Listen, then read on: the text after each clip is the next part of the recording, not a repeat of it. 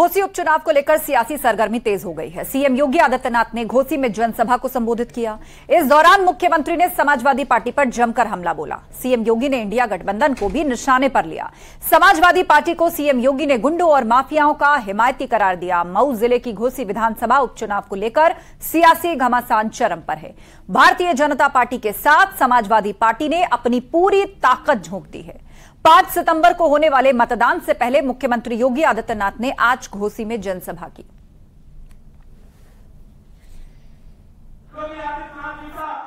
देश के साथ दगाबाजी करने वाले दंगाबाज लोग मोदी जी को रोकने के लिए नेक षड्यंत्र करते हुए दिखाई देते हैं, लगातार षड्यंत्र करते हैं। देश में अराजकता अफवाह फैला करके अव्यवस्था पैदा करने का प्रयास करते हैं और उन्हीं स्थितियों में भाइयों बहनों हमें घोसी के इस उपचुनाव में आपके बीच में आना पड़ा है।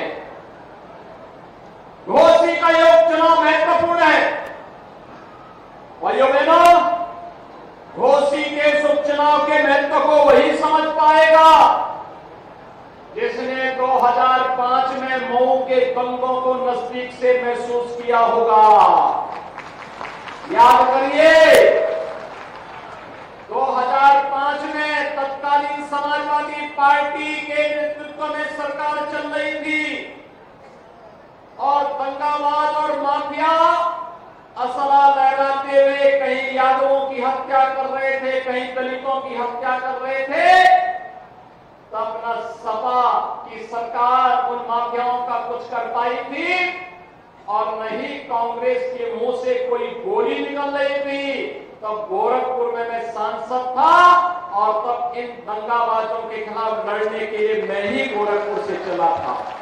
ये जो माफिया असला लहराते थे आज व्हील चेयर पर अपनी जान की भीख मांगते हुए दिखाई देते हैं। अब किसी गरीब का, किसी किसान का, किसी व्यापारी की जमीन पर कोई कब्जा करने का दुस्साहस नहीं कर सकता है, क्योंकि अगर कब्जा करेगा तो बुलडोजर भी तैयार बैठा है। और भाइयों बहनों, इसीलिए मैं आया हूं आपके पास कहने के लिए। ये तो पीडीए की बात करते हैं, इनसे पूछा जाना चाहिए किस पीडीए की आप बात कर रहे हैं। हमने तो सबका साथ सबके विकास की बात की। कोई नहीं कह सकता मोदी जी के नेतृत्व में 9 वर्ष से अधिक समय से जो सरकार चल रही है, इस सरकार में बिना भेदभाव के शासन की योजना का लाभ हर व्यक्ति को मिला। भाइयों बहनों, अगर मैं देश की बात न करूं, मैं पिछले 6 वर्ष के अंदर उत्तर प्रदेश की चर्चा करूं, 55 लाख गरीबों को हमने आवास उपलब्ध करवाया है। 55 लाख गरीबों को एक आवास।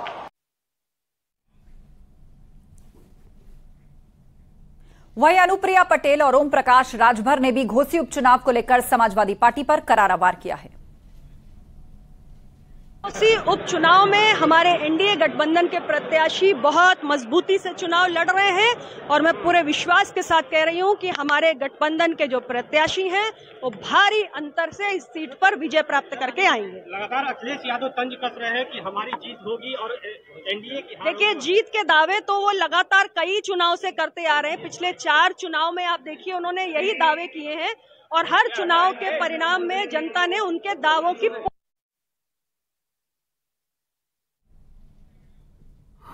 जिस दिन अखिलेश जी आए थे उसी दिन अपनी हार स्वीकार कर लिए। जिस दिन आए थे, अखिलेश जी के जाने के बाद 10 जिले की जो भीड़ आई थी अखिलेश जी को चेहरा दिखाने, अखिलेश जी के जाते ही वो सब चले गए। पहली चीज़। दूसरी चीज़ कि आपने देखा कि प्रोफेसर राम गोपाल जी पहली बार राजनीतिक जीवन में पहली बार भरौटी में जाके वोट मांगते हुए दिखे। पहली बार, पूछ लीजिएगा सपाइयों से। ये हताशा और निराशा उनके यहाँ ये प्रदर्शित करता है कि हम कमज़ोर हैं।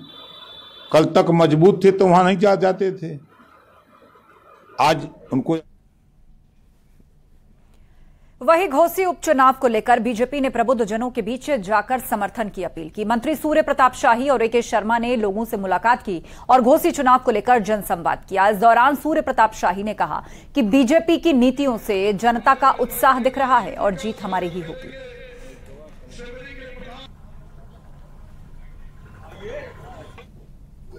भारतीय जनता पार्टी कानून में विश्वास करने वाली पार्टी है और इसलिए कानून के माध्यम से आम जनजीवन को सुरक्षित और उनके जीवन की गारंटी देने का काम हमारी सरकार ने किया है, आदरणीय प्रधानमंत्री जी ने किया है, आदरणीय योगी जी ने किया है और भारतीय जनता पार्टी ने किया है। मुझे पूरा विश्वास और भरोसा है कि यहाँ के जनता के आशीर्वाद से भारतीय जनता पार्टी का कमल खिलेगा।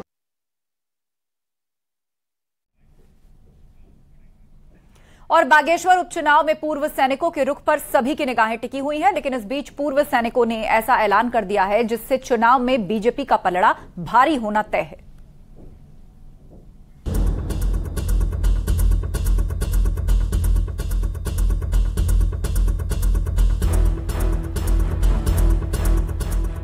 पूर्व मंत्री चंदन रामदास के निधन से बागेश्वर उपचुनाव के दौर से गुजर रहा है।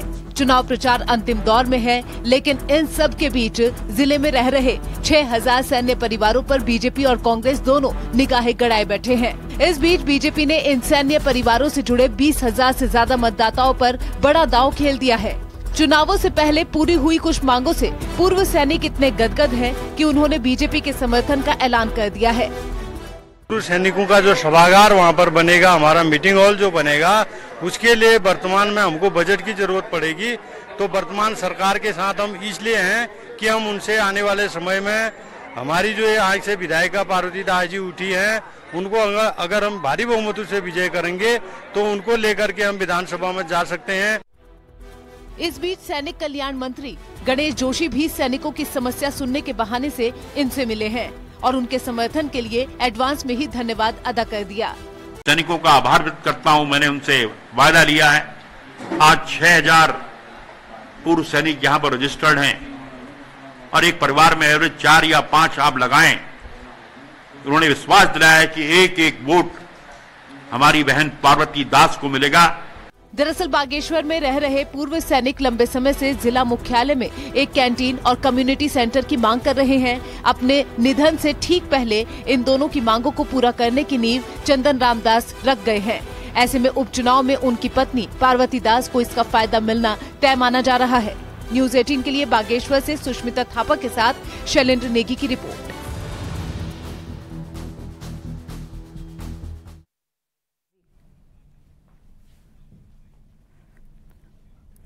बीजेपी के राष्ट्रीय अध्यक्ष जेपी नड्डा ने गाजियाबाद में मेरी माटी मेरा देश कार्यक्रम की शुरुआत की। शहीद मेजर मोहित शर्मा के घर से इसकी शुरुआत हुई और इस अभियान के तहत जेपी नड्डा लोगों के घर जा रहे हैं।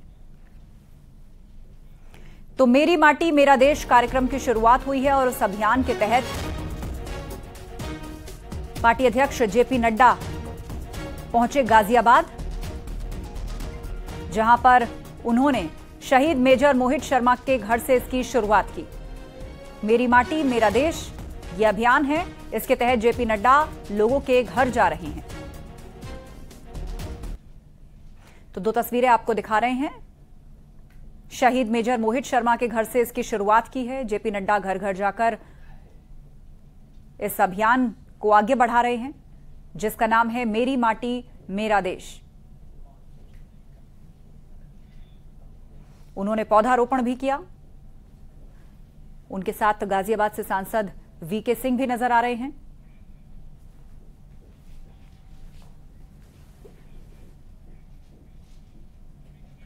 गाजियाबाद पहुंचे जेपी नड्डा। मेरी माटी मेरा देश कार्यक्रम की शुरुआत उन्होंने की। शहीद मेजर मोहित शर्मा के घर से इसकी शुरुआत हुई और इसके तहत वो घर घर जा रहे हैं, जिससे जुड़ी तस्वीरें हमने आपको दिखाई। इस अभियान के तहत JP Nadda Krishna engineering college भी पहुंचे। यहां कार्यकर्ताओं को संबोधित करते हुए उन्होंने इंडिया गठबंधन में शामिल नेताओं पर करारा प्रहार किया।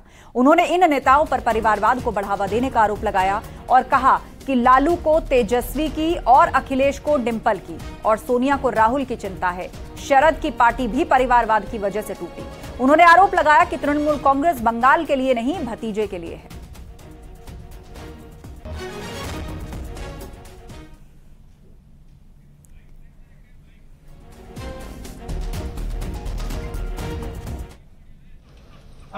को डिम्पल की चिंता, सब परिवार सोनिया जी को राहुल की चिंता। ये काहे की नेशनल पार्टी? ये तो परिवार की पार्टियां बन गई, बाकी तो सब इनके खिदमत करते हैं। ये उद्धव ये किसकी चिंता कर रहा है? महाराष्ट्र की या आदित्य की? ये शरद जी क्यों पार्टी टूटी? परिवार के कारण।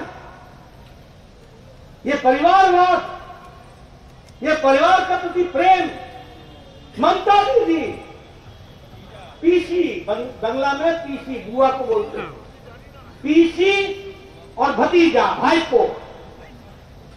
तो पीसी को भाईपो पसंद है। तृणमूल कांग्रेस किस लिए है? बंगाल के लिए नहीं है, भतीजे के लिए है। इसको भी हमको समझना चाहिए।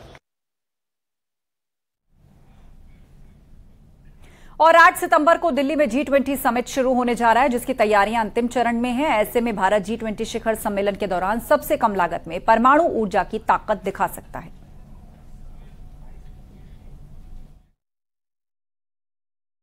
भारत की कामयाबी, G20 को भारत देगा परमाणु ऊर्जा की ताकत।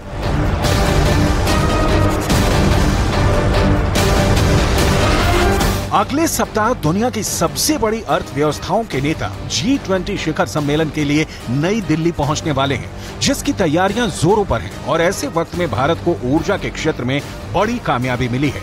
भारत अब दुनिया के सामने खुद को कम लागत में बेहतरीन परमाणु ऊर्जा प्लांट के निर्माता के तौर पर पेश कर सकता है। प्रधानमंत्री नरेंद्र मोदी ने ट्वीट करके दुनिया के साथ भारत की इस कामयाबी को भी साझा किया। पीएम ने कहा कि भारत ने हासिल किया एक और मुकाम। गुजरात में पहले सबसे बड़े स्वदेशी 700 मेगावाट काकरापार परमाणु ऊर्जा संयंत्र यूनिट 3 ने पूरी क्षमता के साथ परिचालन शुरू किया। हमारे वैज्ञानिकों और इंजीनियरों को बधाई। ये भारत का सबसे बड़ा स्वदेशी परमाणु रिएक्टर है और ये एक मील का पत्थर है, क्योंकि अब तक भारत का सबसे बड़ा स्वदेशी रिएक्टर 540 मेगावाट का था। महाराष्ट्र के तारापुर में बना सबसे बड़ा स्वदेशी रिएक्टर था। अब गुजरात का काकरापार परमाणु संयंत्र सबसे बड़ा स्वदेशी रिएक्टर बना। अगला लक्ष्य 900 मेगावाट का प्लांट तैयार करना है। प्रधानमंत्री नरेंद्र मोदी ने साल 2017 में 10 और दबाव युक्त भारी जल रिएक्टर स्थापित करने की योजना की घोषणा की थी। और गुजरात के काकरापार परमाणु रिएक्टर की उपलब्धि के बाद अभी कर्नाटक के कैगा, हरियाणा के गोरखपुर, राजस्थान की बांसवाड़ा और मध्य प्रदेश के मंडला में नए रिएक्टर लगाने की योजना है। भारत में G20 का शिखर सम्मेलन होना है। दुनिया को पता है कि भारत बिना गुणवत्ता से समझौता किए बजट के हिसाब से किफायती तरीके से काम करता है, जिसकी वानगी चंद्रयान 3 के तौर पर दुनिया ने देखी भी है, जिसकी लागत क्रिस्टोफर नोलन की सुपरहिट फिल्म से भी कम थी। दरअसल दुनिया को अपनी ऊर्जा की जरूरतें पूरी करनी है। खास तौर पर अफ्रीका और एशिया के देशों को जरूरत है। जरूरत को पूरा करने के लिए किफायती समाधान चाहिए। प्रभावी, टिकाऊ और कॉम्पैक्ट परमाणु रिएक्टर की जरूरत है। G20 के लिए भारत शुद्ध ऊर्जा का जरिया बन सकता है। मित्र देशों के साथ भारत टेक्नोलॉजी को साझा कर सकता है। परमाणु ऊर्जा स्वच्छ और अधिक टिकाऊ है और भारत ने इसके लिए अपना लक्ष्य निर्धारित कर लिया है। 2031 तक परमाणु ऊर्जा क्षमता को 22,480 मेगावाट करना है। मौजूदा वक्त में भारत की परमाणु ऊर्जा क्षमता 7,480 मेगावाट है। भारत के 22 परमाणु ऊर्जा रिएक्टरों में 18 की क्षमता 300 मेगावाट से कम है, जिसका मतलब है कि भारत के अधिकांश परमाणु ऊर्जा रिएक्टर छोटे हैं। और इस महारत की वजह से भी G20 शिखर सम्मेलन में भारत खुद को परमाणु ऊर्जा उत्पादन में एक उभरती हुई महाशक्ति के रूप में पेश करेगा।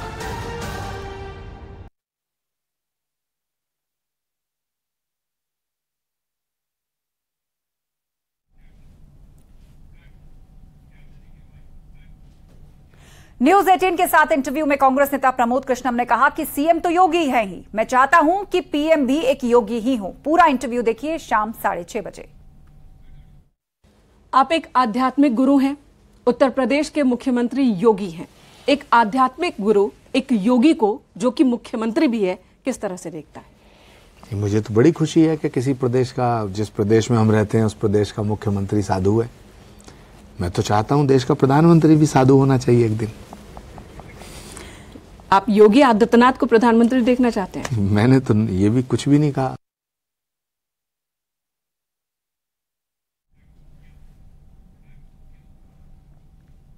और अब आपको सीधे लिए चलते हैं। मुख्यमंत्री योगी आदित्यनाथ एक कार्यक्रम में पहुंचे हुए हैं और वो मंच पर आ चुके हैं।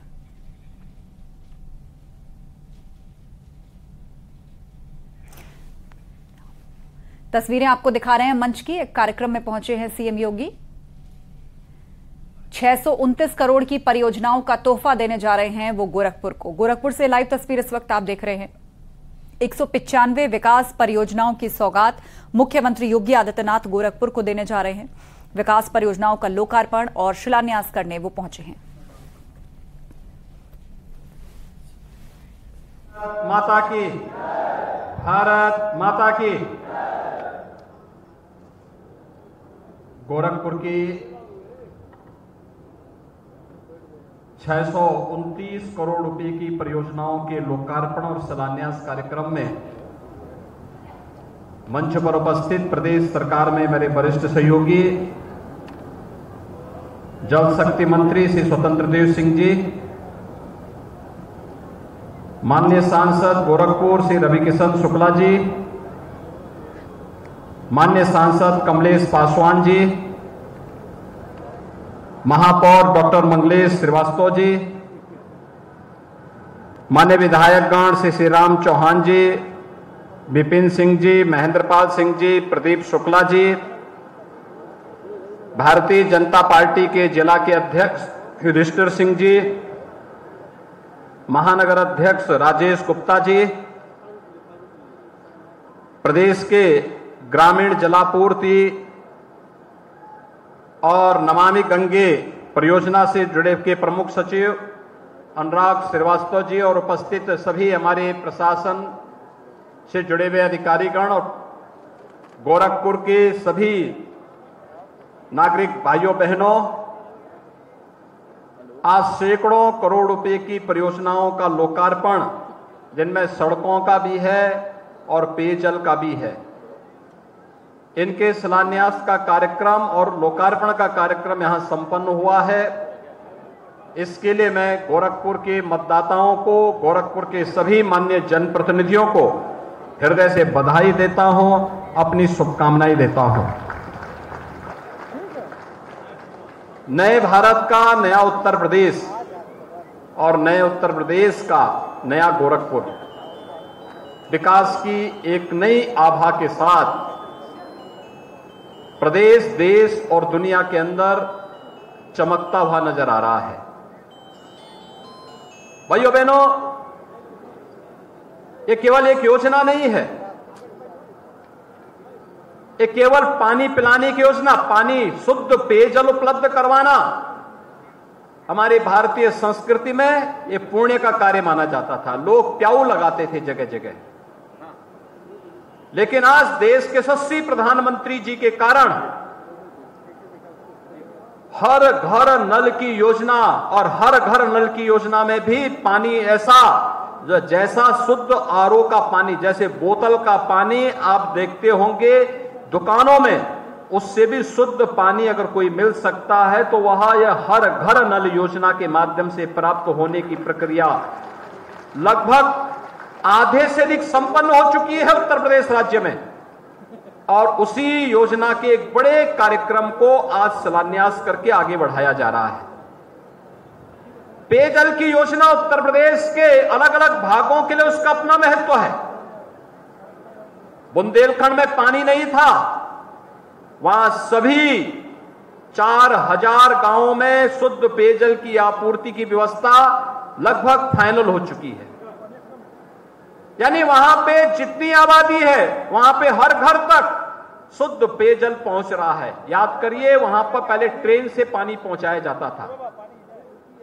माताओं बहनों को वहां पर 5-5 किलोमीटर दूर तक अपने सिर में गगरी ला करके पानी लाने के लिए मजबूर होना पड़ता था। गर्मियों में वह भी नहीं मिलता था तो ट्रेन से पानी पहुंचता था। हमारे पूर्वी उत्तर प्रदेश में पानी की कमी नहीं, लेकिन शुद्ध पेयजल की आपूर्ति हो, इसके लिए आवश्यक था कि इस प्रकार की व्यवस्था लागू हो। क्योंकि इंसेफ्लाइटिस का एक्यूट इंसेफ्लाइटिस सिंड्रोम एईएस की जो बीमारी है उसके पीछे अशुद्ध जल भी है। इस अशुद्ध जल से मुक्ति दिला करके लोगों को शुद्ध जल की आपूर्ति हो और इंसेफ्लाइटिस का उन्मूलन हो, इसी क्रम में इसकी उपयोगिता पूर्वी उत्तर प्रदेश के लिए बहुत महत्वपूर्ण था। और आज मुझे प्रसन्नता है जब एक तरफ इंसेफ्लाइटिस के उन्मूलन को अंतिम चरण में हम लोग लेकर के चल रहे हैं, वहीं शुद्ध पेयजल हर घर नल तक पहुंचेगा। यह उस योजना का ही एक अगला सोपान है। और भाइयों बहनों, उसी सोपान को अमली जामा पहनाने के लिए आज गोरखपुर के माननीय जनप्रतिनिधियों के साथ मैं और जल शक्ति मंत्री और विभाग के अधिकारी आपके बीच में यहां पर आए हैं। भाइयों बहनों, हम सब जानते हैं देश दुनिया के अंदर एक नई आभा के साथ चमक रहा है। दुनिया के अंदर भारत के बारे में लोगों की भावनाएं थी वो बदली है, भारत के बारे में जो धारणा थी वो बदली है। आज भारत को लोग सम्मान के साथ देखते हैं, लेकिन उत्तर प्रदेश देश की आबादी का सबसे बड़ा राज्य 2016-17 के पहले पहचान के संकट के दौर से गुजर रहा था। ये पहचान का संकट यहां पर दंगाओं के कारण, भाई भतीजावाद के कारण, परिवारवाद और जातिवाद की राजनीति के कारण, भ्रष्टाचार के कारण, माफियावाद के कारण, इन सब के कारण उत्तर प्रदेश के नौजवानों के सामने, उत्तर प्रदेश के नागरिकों के सामने पहचान का एक गंभीर संकट खड़ा कर दिया था। और आज इसीलिए मैं आपके पास आया हूं आपसे कहने के लिए, ये पहचान का संकट जिन लोगों ने खड़ा किया था उन लोगों के सामने ही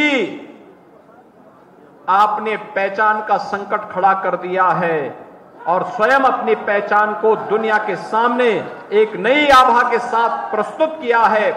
और यही नई आभा है जिसमें नए भारत का नया उत्तर प्रदेश है, तो नए उत्तर प्रदेश का नया गोरखपुर भी आपके सामने है। पहले रामगढ़ ताल यहां पे हत्याएं होती थी, अपराध का गढ़ था, गंदगी का गढ़ था। और आज यहां पर जब रवि किशन जी और महेंद्र पाल सिंह जब फिल्मों में ठुमका लगाते हैं यहां पर, तो आप यहां पर देखते होंगे किस प्रकार से यहां पूरे गोरखपुर और पूर्वी उत्तर प्रदेश के लोग देखते हैं फिल्मों में कार्य कैसे होता है। इन लोगों के यहां पर फिल्मों की शूटिंग कर रहे हैं, लोग एक साथ मिलकर के कर रहे हैं।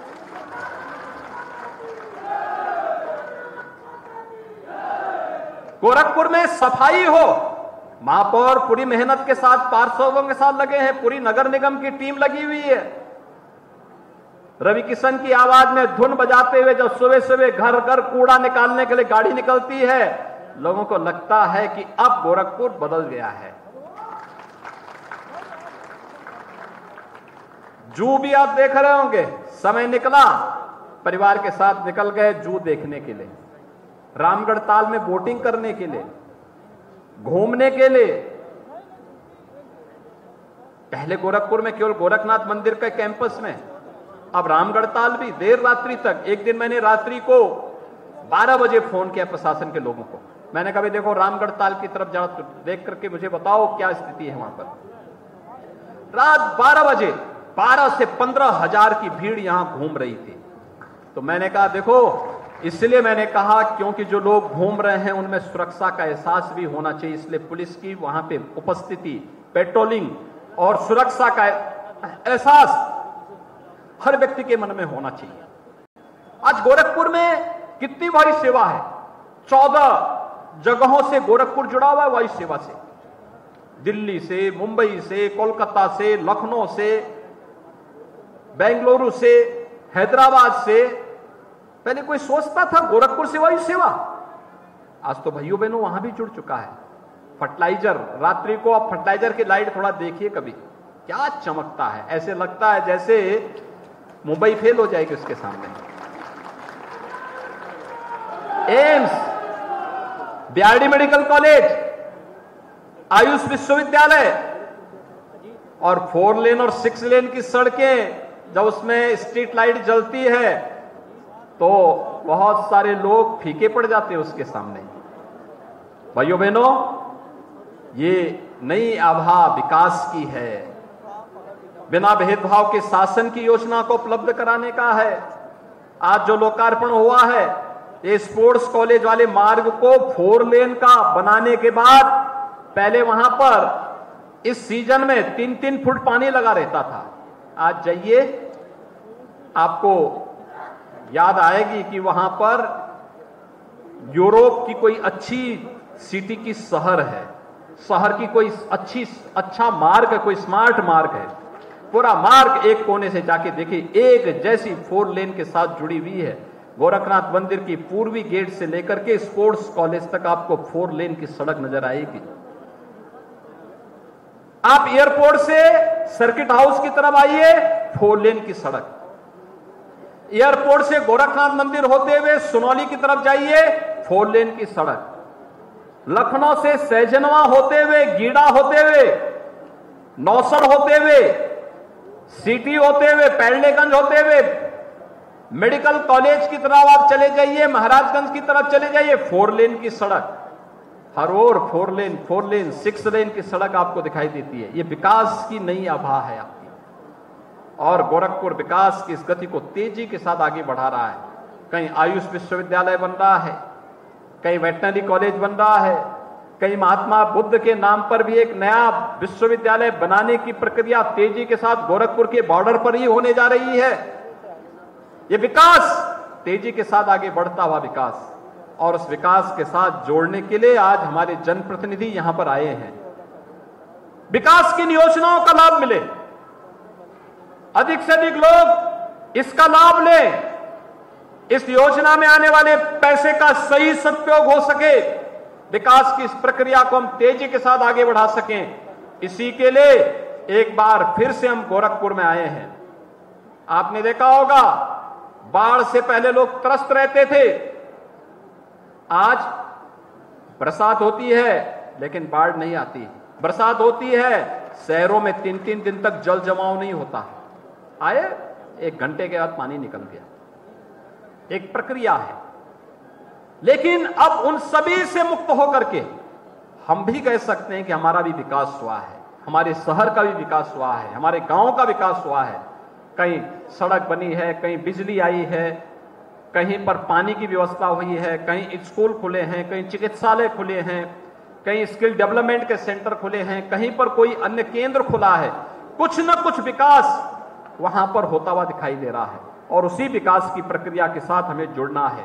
भाइयों बहनों, ये डबल इंजन की सरकार है, डबल स्पीड से चलती है, केवल शिलान्यास नहीं करती है, शिलान्यास के साथ उद्घाटन भी करती है, और योजना का लाभ बिना भेदभाव के समाज के प्रत्येक तबके को भी उपलब्ध कराने का कार्य करती है। और इसीलिए आज हम सब आपको कहने के लिए आए हैं, विकास की इस प्रक्रिया के साथ हमारी ये दौड़ निरंतर आगे बढ़ती रहे। इसके लिए प्रधानमंत्री मोदी जी के नेतृत्व में एक तरफ विकास और राष्ट्रवाद की अलग जगाने वाली सरकार कार्य कर रही है, दूसरी तरफ जिन्हें गरीबों का विकास अच्छा नहीं लगता, जिन्हें कमजोरों का उत्थान अच्छा नहीं लगता, जिन्हें नौजवानों को मिलने वाली नौकरी और रोजगार अच्छा नहीं लगता, जिन्हें प्रदेश के अंदर या देश के अंदर किसानों की खुशहाली अच्छी नहीं लगती, वे लोग देश को नए भारत, उभरते हुए भारत, शक्तिशाली भारत, सशक्त भारत अच्छा नहीं लगता, वे दगाबाज और दंगेबाज आज फिर से मोदी जी को रोकने के लिए एकजुट होकर के फिर से बैरियर बांधने का कार्य कर रहे हैं। आपका कार्य है एक सजग नागरिक के रूप में हर प्रकार के बैरियर को हटाना और मोदी जी के नेतृत्व में डबल इंजन की सरकार को सर पर तेजी के साथ आगे बढ़ने के लिए अवसर प्रदान करना। यह अवसर जाति, क्षेत्र, मजहब, क्षेत्र और भाषा से ऊपर उठ करके सबका साथ और सबके विकास की भावना के साथ आगे बढ़ेगा।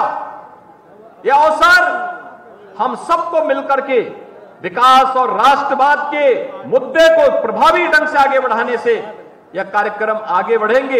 इस विश्वास के साथ आज हम सब यहां पर आए हैं। मैं आज 629 करोड़ रुपए की इन परियोजनाओं के लिए, जिसमें गोरखपुर महानगर की भी परियोजना है और साथ साथ गोरखपुर जनपद की पेयजल की 197 परियोजनाओं के साथ साथ अन्य सड़क मार्गों की परियोजनाएं भी हैं।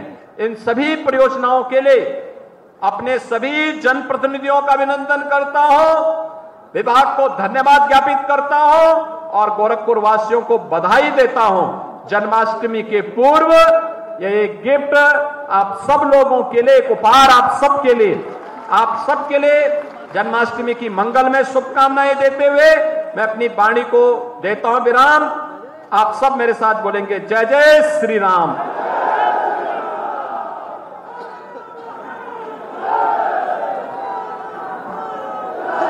तो गोरखपुर से सीएम योगी आदित्यनाथ को सुन रहे थे आप। गोरखपुर वासियों को 629 करोड़ की परियोजनाओं की सौगात उनकी तरफ से दी गई है। 197 परियोजनाएं ऐसी हैं जिनका शिलान्यास और लोकार्पण आज हुआ है मुख्यमंत्री योगी आदित्यनाथ की मौजूदगी में। इस दौरान सीएम योगी आदित्यनाथ ने मंच से मौजूद लोगों को संबोधित करते हुए इस बात का जिक्र किया कि कैसे उत्तर प्रदेश अब विकास के रास्ते पर आगे बढ़ चला है। अब परिवारवाद का यहां पर कोई स्थान नहीं, दगाबाज, दंगेबाज सभी एकजुट हो रहे हैं 2024 में प्रधानमंत्री मोदी का मुकाबला करने के लिए। लेकिन एक बार फिर से केंद्र में बीजेपी की सरकार बनेगी और प्रधानमंत्री मोदी तीसरी बार देश के प्रधानमंत्री बनेंगे।